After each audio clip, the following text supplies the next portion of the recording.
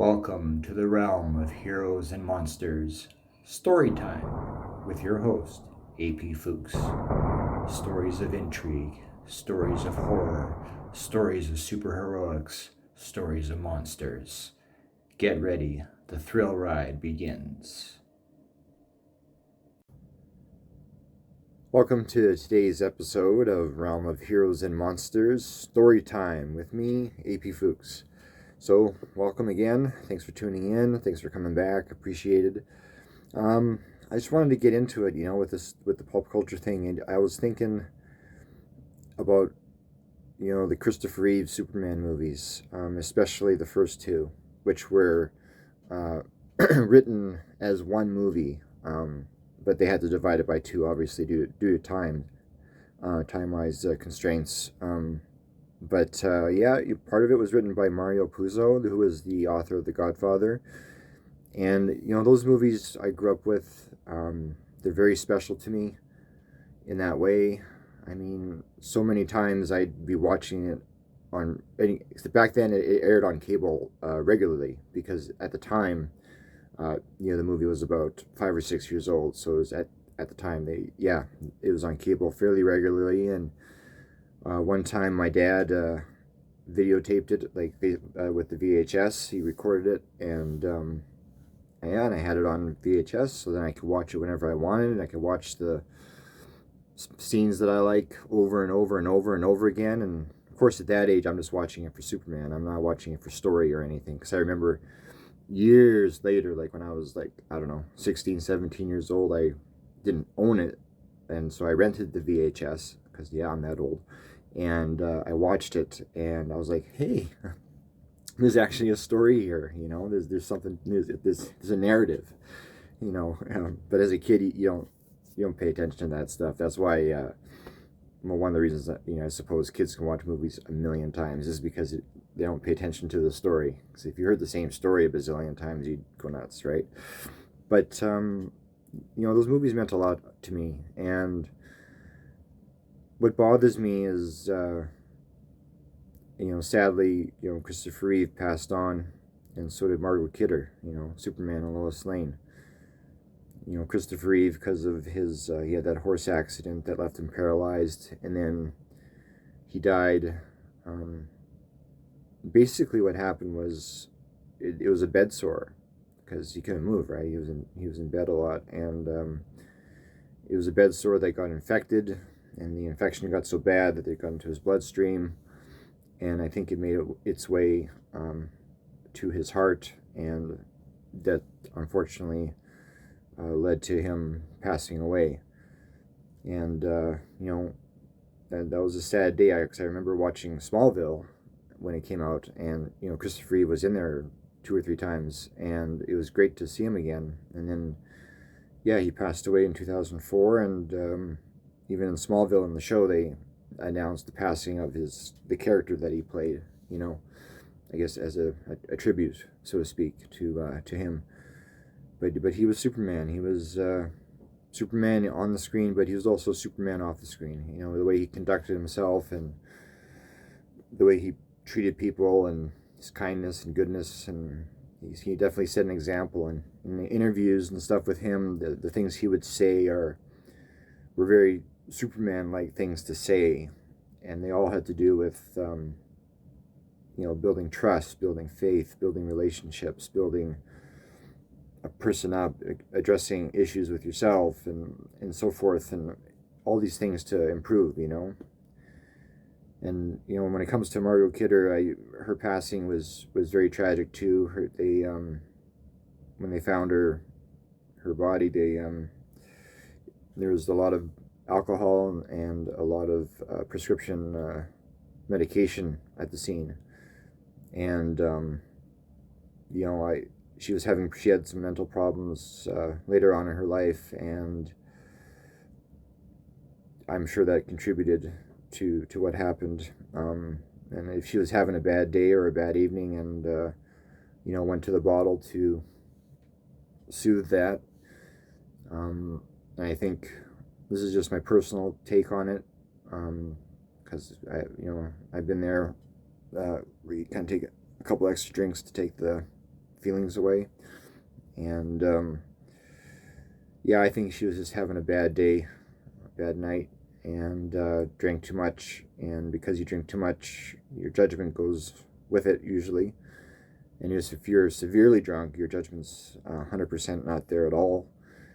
And then perhaps she had also then turned to the pills to alleviate whatever it was she was going through. And medication and alcohol, 9.9 times out of 10, don't mix. So yeah, I think it was an accidental overdose that occurred. I don't think it was intentional. I don't think she set out to finish her walk on Earth. I think she did it by accident, but it's still a sad ending. Yeah, sorry, yeah. So, but the movies themselves, were great. There was action, there was adventure, there was romance. The effects still hold up, in my opinion. I'm talking Superman 1 and 2, guys. Okay, Superman 4, we all know, has terrible effects. But, yeah, for the first two, I mean, those effects hold up till today. And in the storyline, it was more dramatic as opposed to an action-driven superhero movie that we're used to now. And that's my thing on, or my take on Superman Returns with Brandon Routh, because I'm sure if Christopher Reeve was alive and had he not had that accident, I'm sure they would have had him back and did like a Kingdom Come kind of idea where there's an older Superman. But yeah, so Brandon was basically playing the Christopher Reeve version of Superman, and the movie itself was in the same tone, the same genres, and it was written, it was more of a drama than what we're used to now, like from the MCU, for example. And I think that's the reason why Superman Returns didn't perform well at the box office, enough to warrant a sequel, is because it was taking place in the Christopher Reeve universe, and everybody knows that that's who he's supposed to be, was the Christopher Reeve Superman. And back in '78 when Superman the movie came out, I mean, that storytelling in that style, that's what people watched, and that's what they were used to. So and Superman 1 killed it at the box office. I mean, it made $400 million. And back, this is '78, mind you, right? So do the whole thing with inflation and compare that to today's dollars, and it cleaned up, big time. But yeah, like I think in the year 2006 when Superman Returns came out, yeah, they just weren't. It just wasn't the right audience. We wanted our superheroes, smashing buildings and throwing things around and fighting bad guys and all this stuff, and then we got that actually with 2013's Man of Steel. We got to see Superman be Superman in terms of his power. And I think that movie took a lot of flack because of that. Like everyone blames all the destruction and this and that. I'm like, there's the same amount of destruction in like Avengers and other types of movies, other superhero movies that followed. So that's not a valid excuse to hate the movie. But we got to see Superman use his powers in Man of Steel. And we saw the speed, we saw the strength, we saw like the invulnerability, the crashing around, the whole 9 yards. And I think that scared people, frankly, on some level, to see a being that powerful do those powerful things. And I mean, we as people, we're not used to seeing stuff like that. We're used to seeing everyday people do everyday stuff, regular Joe things. And even ourselves, right? We're capable of just everyday human ability things. So to see something above and beyond that, I think on some level bothered some people. But that's just my take on it. We saw a superhero actually doing superhero things, like no differently than he did in the cartoons. No one flinches at the cartoons, but suddenly you do it in live action and with effects, because of modern day effects, it looks so real. Suddenly, oh no, it's a problem. But anyway, yeah, that's my take as to why I think Superman Returns didn't do as well as it should. It was just that the audience wasn't ready and or willing to go back in time, so to speak, and enjoy the Christopher Reeve nostalgia and magic that he brought to the screen. So anyway, I could go on for hours about just those movies alone. But if you haven't seen Superman the movie or Superman 2, if you're of a younger generation listening to this, then yeah, definitely check it out. You need to. They're, in my opinion, they're part of, if you want to build your Superman inside yourself fan base, so to speak. That's part of your repertoire that needs to be attended to. Anyway, so creative stuff. Doing a lot of digital work right now. A lot of computer time. A lot of graphic stuff. So I have Photoshop, which I bought for myself for commercial use way back when I was running Coscom Entertainment as a traditional publisher. So this was back circa 2008, 2009, starting there anyway. And yeah, so I've just been doing a lot of photo manipulation and adjustments and changes and resizes and fixing things up for bringing you entertainment and things to look at on the web. And that's what I've been doing creatively. I've been enjoying it. It's a nice change. And the writing is percolating, and coming to terms with the ending of a book that I'm working on, in terms of just making sure, like, okay, I'm going from this scene to, like, in my head I'm thinking this, I'm going, okay, I have this scene, and I know what the ending is going to be, but I got to make sure I bridge to that ending correctly. Don't just suddenly jump into it, because it'll be too jarring for the reader. So this is one of those endings where you kind of got to go down the hill and slope into it. So yeah, so my head's been busy writing in Headspace land, and that's where the writing is occurring at the moment of this recording. And then that's how it always works for me. I write in my head first, and then I come and put it on the keyboard and translate that to text on the screen. So everything's pre-written, and all I got to do is write it down, which is great. So I don't have to sit there and write, and as I'm writing, make stuff up. It's already made up. It's done. It's just an issue of making it on a piece of paper. So that's the creative hoopla there. But I'm looking at the recording clock here, and we're over 12 minutes in, which is quite a bit of yammering from me. So again, thanks for tuning in. Let's get to story time, because that's why we're here, right? So here's a story. Close your eyes, imagine the scene, and away we go.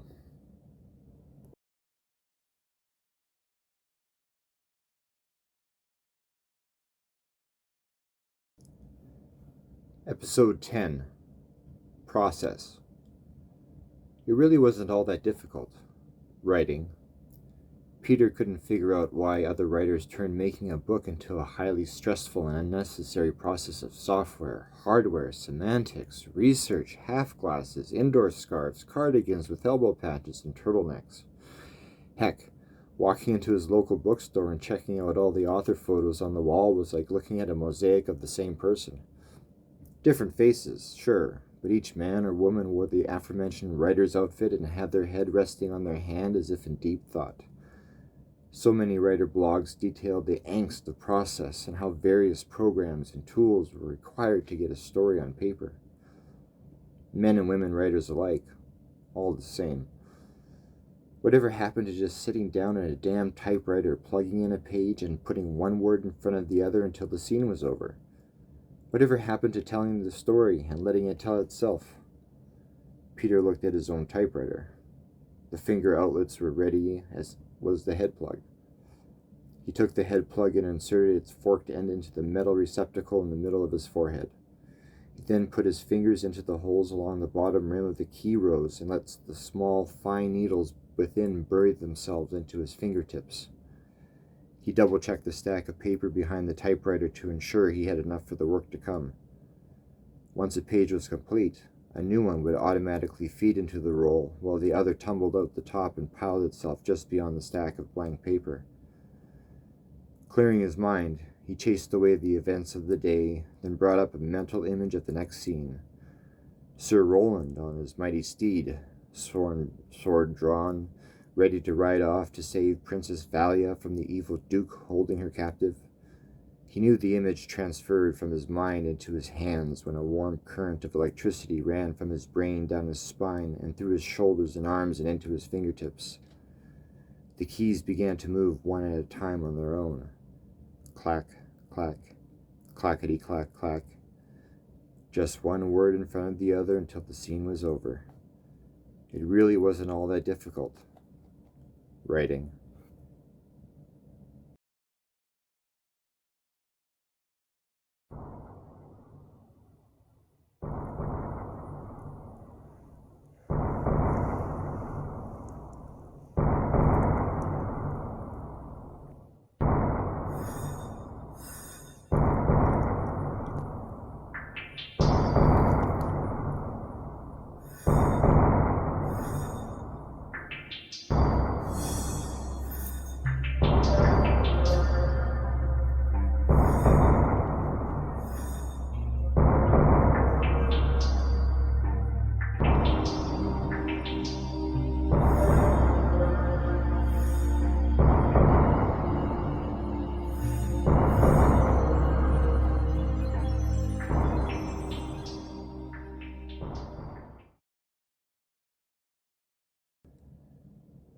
Thanks for sticking around to the end of the credits.